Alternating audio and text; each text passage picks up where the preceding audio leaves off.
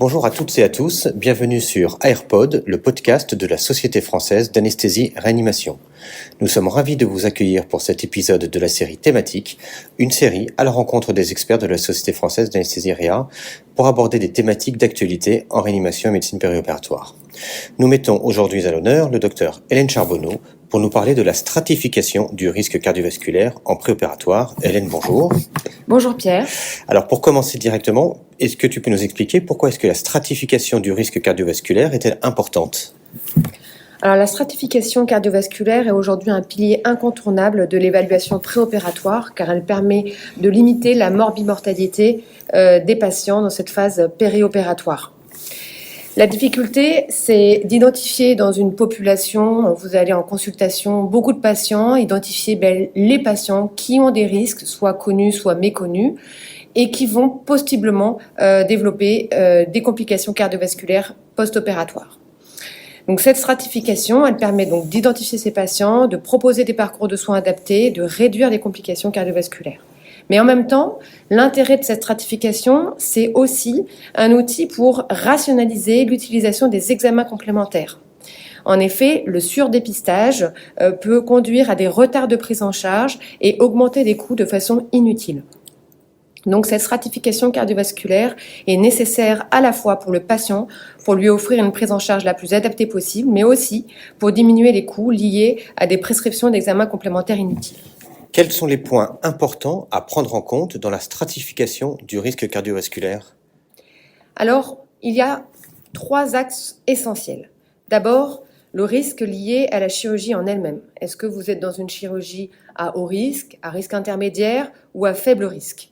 Pour ça, vous avez des tableaux qui peuvent vous aider à stratifier donc ce risque chirurgical qui ont été proposés par les recommandations de l'ESC de 2022. Bien sûr, ils ne sont pas exhaustifs, mais ils permettent de bien vous aider à stratifier ce risque périopératoire. Une autre notion importante, c'est celle du degré d'urgence, puisque l'urgence peut modifier votre stratégie, votre délai de recours à la chirurgie. Le deuxième point, c'est le risque lié au patient. Et ce risque, il peut être évalué grâce à l'interrogatoire et votre examen clinique. Il est indispensable donc bien sûr de recenser les antécédents cardiovasculaires, les autres comorbidités, mais aussi, ça c'est une étape donc indispensable, aussi de stratifier votre patient grâce à le calcul de score de risque cardiovasculaire. Plusieurs ont été proposés, il n'y a pas un score qui est supérieur à un autre, mais on sait qu'aujourd'hui, le score de Lee, aussi appelé RCRI, est un score facile à utiliser, que vous pouvez pratiquer à votre consultation, puisque parfois il est proposé même dans les logiciels de consultation, et il permettra de standardiser la prise en charge de vos patients et identifier les patients à risque cardiovasculaire. Enfin, le troisième axe essentiel, c'est la stratification par l'évaluation de la réserve fonctionnelle. Ce point est essentiel car pour un même profil de patient, la stratégie du parcours de soins peut être totalement différente. Pour estimer cette réserve, vous avez plusieurs possibilités. De réaliser des autotests, notamment avec le score de MET, qui permet d'identifier des patients avec un score métabolique inférieur ou supérieur à 4, qui définira donc une réserve fonctionnelle faible. Et puis, l'inconvénient de ce test, c'est que c'est un autotest, et donc c'est une évaluation subjective, et il est parfois nécessaire d'aller plus loin dans cette évaluation en utilisant notamment le score de Dassy, qui est un score beaucoup plus détaillé avec 12 items, mais qui est là aussi extrêmement important pour bien identifier les patients dont la réserve fonctionnelle peut être inférieure à celle qu'on pourrait identifier au départ lors de notre consultation. Et donc cette capacité fonctionnelle est un marqueur potentiel de la pathologie cardiovasculaire méconnue. Alors, quelle place les examens complémentaires ont-ils dans l'évaluation du risque cardiovasculaire préopératoire ? Alors, il faut se rappeler un point très important. Les examens ne doivent jamais être systématiques. Et ça, toutes les recommandations se basent franchement là-dessus, que ce soit les recommandations canadiennes, les recommandations de la Société de cardiologie de l'ESC de 2022, les recommandations américaines ou même les recommandations de l'ESAID de 2025 qui viennent de paraître. Toutes ces recommandations sont unanimes sur le fait qu'on doit réaliser des examens seulement si leurs résultats sont susceptibles de modifier la stratégie anesthésique ou chirurgicale.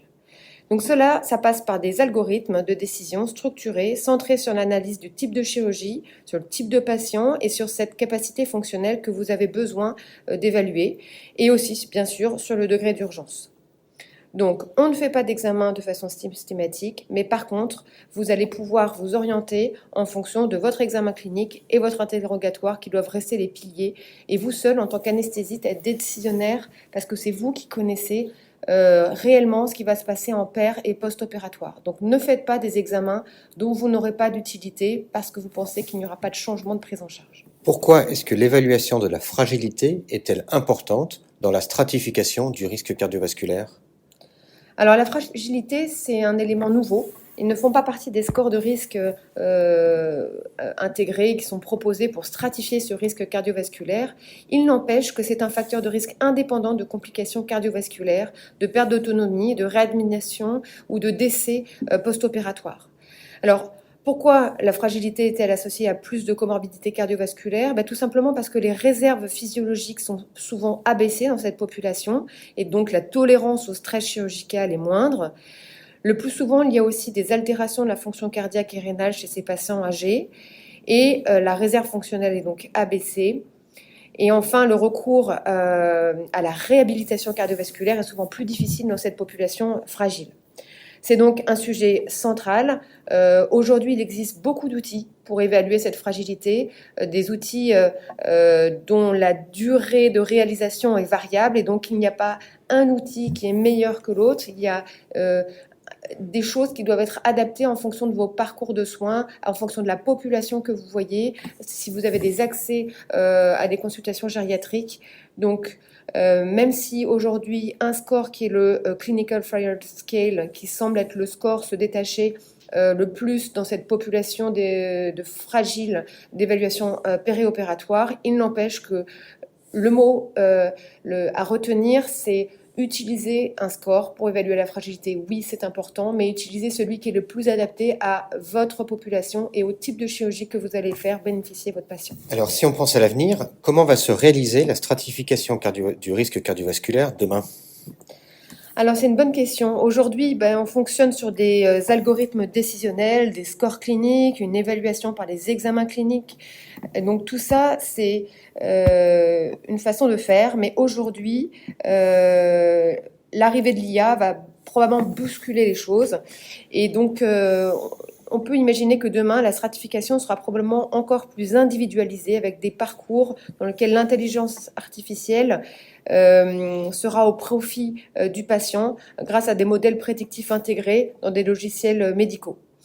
On peut donc imaginer des outils capables d'intégrer automatiquement des données biologiques, des données d'imagerie, des antécédents, des constantes vitales pour réaliser et générer un score de risque dynamique et personnalisé.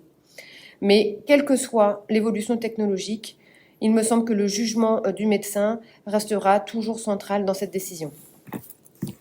Merci beaucoup, Dr Charbonneau, pour ce partage. Merci à tous pour votre écoute. Vous retrouverez l'intégralité de nos épisodes sur toutes les plateformes de podcast et pensez à vous abonner à la SFAR. Merci, au revoir.